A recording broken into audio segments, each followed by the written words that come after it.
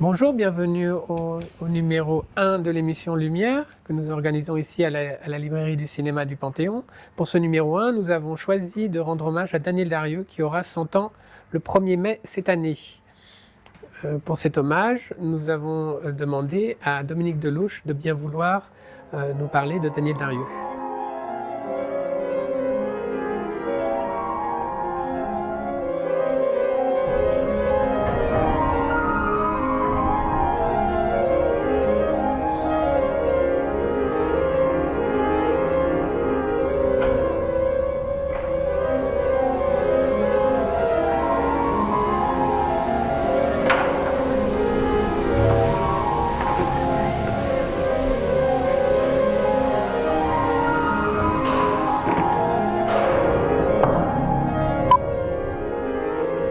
Il y a tout d'abord une première Daniel Darieux, La Coqueluche de Paris. C'est une vedette du cinéma français et Hollywood lui ouvre les portes. Est-ce que vous pouvez nous parler de cette première Daniel Darieux? Bon, elle avait une réputation d'actrice pour midinette, et c'était assez faux parce que quand j'ai vu ces films d'avant-guerre, j'ai vu qu'ils avaient beaucoup d'intérêt, surtout évidemment Mayerling qui l'a propulsé dans un emploi de la passion amoureuse qu'on retrouvera plus tard avec Ophuls.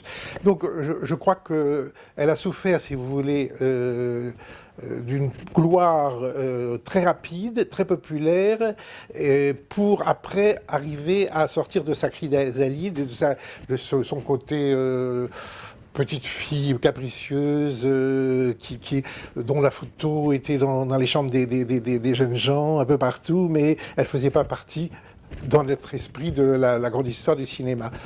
Mais il faut le redécouvrir parce qu'il y a des perles là-dedans. Par exemple, Le Bal est un film merveilleux où elle avait 13 ans. Je crois qu'elle a fêté ses 13 ans sur le tournage de Le Bal, d'après Irène Nemirovsky. Et puis, Mayerling est un film très beau à cause d'elle, le couple Darieux. Et puis, c'est un intérêt sociologique aussi, parce que c'est la France d'avant-guerre, insouciante, prime sautière, l'enfant gâté, c'est-à-dire on n'avait aucune idée de ce qui nous attendait. Et voilà, donc c'est un charme aussi historique et sociologique. Et elle était absolument irrésistible de charme, il faut bien le dire. Et elle chantait en plus. Et c'est là qu'apparaît la métaphore du Stradivarius. Daniel Darieux était un instrument pour Marcel Ophuls, mais un Stradivarius. Alors pouvez-vous nous parler de cette image, comment elle est née et comment elle s'applique à la carrière de Daniel Darieux pour son âge d'or, donc pour ses 3 films avec Ophuls? Si on parle de Max Ophuls, évidemment, c'est incontournable parce que c'est lui qui a révélé son génie. Mais il faut quand même parler de ce qui est juste venu avant, c'est Gland Autant-Lara. C'est quand même lui qui l'a sorti de l'ombre, de ses années de guerre assez saumâtres, qui est vraiment l'âge de la période de la vie et de la carrière de Daniel Darieux, où il y a eu vraiment une traversée du désert. Et plus que ça, une période où elle s'est fait du tort, s'engageant dans des par amour pour son fiancé, puis son mari, dans des complications qu'elle a payé très cher. Donc, elle est sortie de là, si vous voulez, cette période de la fin de la guerre, à partir de Premier Rendez-vous jusqu'à Ruy Blas, c'est vraiment les années... D'ailleurs, quand elle parle de sa vie, elle me dit je n'aime pas ma vie. Et je pense que c'est cette période-là qu'elle fait allusion, à cause de Rubirosa, qui était un personnage qui lui a fait beaucoup de tort et beaucoup de mal. Alors donc, la sortie de ce tunnel, c'est quand même d'abord Cocteau avec Ruy Blas. Mais je dois vous dire que quand on a vu annoncer Ruy Blas avec Jean Marais, qui était le resplendissant jeune premier, et qu'on a dit que c'était Daniel Darieux qui allait être sa partenaire, ça fait un très drôle d'effet. On a dit, mais c'est une espèce de comeback d'artistes déjà un peu oubliés. Vous voyez où on en était. Oui. Et puis après, c'est Claude Autant-Lara qui lui a fait faire 3 très beaux films. Et puis le grand rôle, c'était Madame de Rênal dans Le Rouge et le Noir. Même si le film n'est pas génial, elle était géniale. Et alors on en arrive à Max Ophuls qui lui a offert ces 3 grands rôles.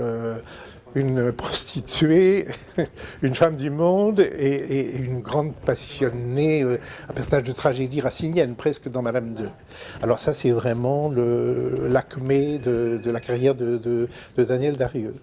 il y a quelque chose d'extraordinaire dont on parle d'ailleurs. Daniel, elle n'aime pas beaucoup parler de sa carrière, mais avec Max Ophuls, là, elle reconnaît qu'il y a eu quelque chose il l'a révélé dans sa profondeur, et il lui a fait. Il y avait une direction d'acteur qu'elle ne connaissait pas du tout, c'est-à-dire qu'il ne la mettait pas en condition du tout. Il lui demandait pas du tout d'incarner le personnage, hein, et il lui demandait d'être elle-même, et quitte à même la distraire au dernier moment du tournage pour qu'elle n'essaye pas d'intellectualiser son rôle, qu'elle n'essaye pas d'avoir une idée préconçue, n'essaye même pas de rentrer dans un sentiment, et au contraire d'aller chercher en elle-même, mais pas dans la psychologie du rôle, la nuance dont elle disposait pour la scène, pour le plan en question.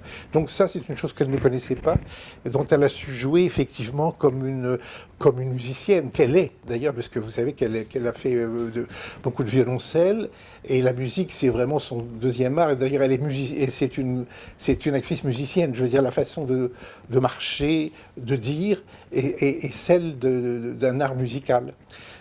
Alors on a parlé du Stradivarius, moi je revendique le mot parce que on a prétendu que c'était Jacques Demy qui avait dit « elle est mon Stradivarius », mais moi je lui ai dit avant, puisque c'était pendant le tournage de 24 ans la vie d'une femme, où c'était tellement baigné dans la musique que d'ailleurs elle marchait sur la musique que je lui chantais pour lui donner la chorégraphie de ses passages, de ses mouvements. Donc le Stradivarius, oui, c'est un Stradivarius exceptionnel. Mademoiselle Darieux, bientôt centenaire dans quelques jours. Vous avez réalisé vous-même 2 films avec Daniel Darieux, et vous inscrivez ces 2 films, en tout cas dans votre livre, dans la lignée de Max Ophuls aussi. Et est-ce que vous pouvez nous parler de ces tournages, et peut-être aussi de ce long tournage à Bellagio dans 24 heures la vie d'une femme, pour commencer? Après, on pourrait parler de... Mais, la chance, c'est que ce scénario, elle le connaissait parce que Max Ophuls lui avait proposé, c'était un des rôles dont Max Ophuls rêvait pour elle, c'est tout à fait dans la lignée de Madame II et des autres. Et donc ça c'était une première chose. Et puis le deuxième point de croisement avec nous, c'est la musique, parce que j'ai fait beaucoup de musique, elle aussi. Donc c'était un peu les deux registres, si vous voulez. Pendant le tournage que nous avons fait en Italie, parce que j'avais changé le scénario au lieu que ça se passe à Monte-Carlo, j'avais voulu faire ça sur les lacs, le lac de Côme, qui est un paysage complètement enchanteur. On avait choisi une saison intermédiaire, l'automne, où il n'y a personne et où il y a beaucoup de brume, donc ça nous a donné des images magnifiques, très, très crépusculaires d'une époque, d'un monde. Et donc quand on essayait de s'expliquer pour se faire comprendre, on parlait de musique, où on parlait de Max Ophuls. C'était les deux sujets de conversation. Alors, au point de vue musique, il y a aussi une chose qui nous a aidés, c'est que je savais quelle musique je voulais mettre sur 24 heures la vie d'une femme, c'était les variations de Brahms sur un thème de Paganini. C'est une musique que j'avais découverte sous les doigts de Michelangeli, le grand pianiste génial, qui n'était pas du tout connu à l'époque, mais c'est un pianiste très, très étrange, qui ne voulait jamais jouer en public, mais qui faisait des enregistrements. J'étais tombé sur cet enregistrement, et je me suis dit, ça c'est une musique pour un film, parce que c'est construit comme des variations, et chaque variation peut être la latte d'un éventail qui s'ouvre. Et donc, parler du même sujet sous une nuance et sous un développement différent. Donc, je faisais entendre cette musique à l'hôtel, puisque l'avantage d'un tournage en extérieur, c'est qu'on est tout le temps ensemble. C'est une espèce de famille provisoire qui se constitue, qui se détruit souvent à la fin du tournage. Mais avec Daniel, ça n'a pas été le cas. Et donc, je lui faisais entendre la musique, et alors ça l'intéressait beaucoup. Elle dit, mais alors ça, vous allez mettre ça quand et ça? Et puis alors, inversement, mais alors pour la scène par exemple, du rendez-vous dans le jardin, qu'est-ce que vous allez mettre? Je veux y entendre. Et alors elle me dit, mais ça c'est bien, ça va m'aider beaucoup. Alors vous savez ce que vous allez faire? Pendant le tournage, vous allez chanter, chanter la musique que vous pensez mettre après. Alors donc ça donnait ce spectacle très très bizarre dans les rues de Bellagio. On voyait une dame en costume 1917 qui parcourait les rues, etc., ou les jardins, et un monsieur qui s'est gosillé pour lui chanter l'opus numéro 35 de Brahms. Et finalement, après, on a mis la vraie musique. Et ça, alors, elle a adoré parce que c'est le côté musical et c'est le côté presque danseuse. Parce que, alors, cette musique lui donnait le tempo, si vous voulez, les ralentis, les accélérations, les hésitations. Et ce qui fait du film, à certaines séquences, ce côté de ballet, en somme, de ballet psychologique. Ça, c'était en 68, je m'en souviens, parce que le film a été présenté à Cannes, il n'a pas pu passer à cause des événements 1968 dont je n'ai pas un bon souvenir, je vais vous dire. Il ne faut pas me faire. Nous en parler un peu J'en parlerai beaucoup, en disant beaucoup de mal. Beaucoup de gâchis, beaucoup de gâchis, beaucoup de gâchis, beaucoup de bruit et beaucoup de temps perdu et beaucoup d'exhibitionnisme de gens qui se sont mis en avant pour détruire d'autres. Voilà. Et 3 ans après, j'ai fait un autre film avec Daniel. Alors lui, là, complètement encore plus musical puisque c'est une comédie musicale. Qui s'appelle Divine. Alors Divine, quand je lui ai présenté il m'a dit mais c'est pas moi. Alors je dis mais si. Mais je suis pas Divine, je suis tout sauf Divine. Vous savez, Daniel est un personnage très simple, très modeste, humble même. Elle s'est jamais pris pour une star et elle voulait justement pas. Et elle avait horreur de cette réputation qu'elle avait avant la guerre et de ce passage à Hollywood. Tout ça sont des mauvais souvenirs pour elle.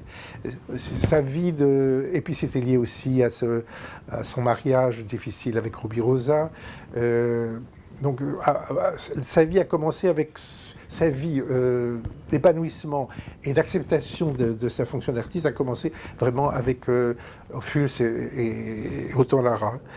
C'était le personnage divine, comme on dit, elle est divine, dans un sens un peu dérisoire. Bon, alors elle a accepté. Et je crois ce qu'elle a aimé, c'est qu'elle a beaucoup chanté. Elle avait 12 chansons.